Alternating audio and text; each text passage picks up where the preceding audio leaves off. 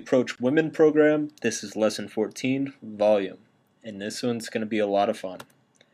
Repetitions. If you want to get good at anything, you need to do it a lot. It's pretty obvious, right? Desensitization only works if you do it consistently over a long period of time. Our goals with this program, or some of the goals of this program, are to get you 100% comfortable approaching women directly during the daytime, regardless of location or situation.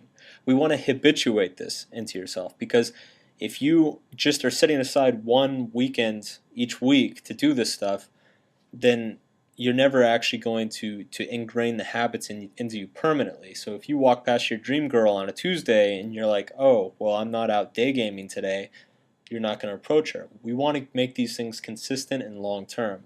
The more times you approach and the more consistently you approach, the more you become accustomed to your anxiety and the more you adapt to it in a healthy way. So here's today's exercise. Approach 25 women in one day using the day game model.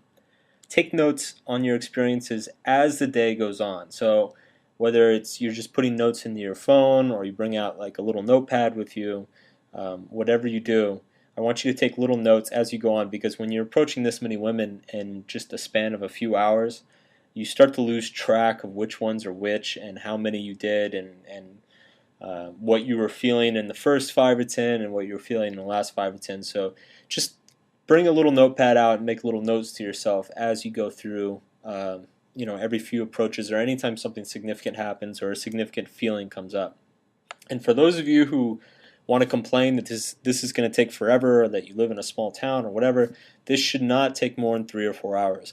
Part of this exercise is the fact that if you can't do this in a single afternoon, that means you are passing up way too many opportunities.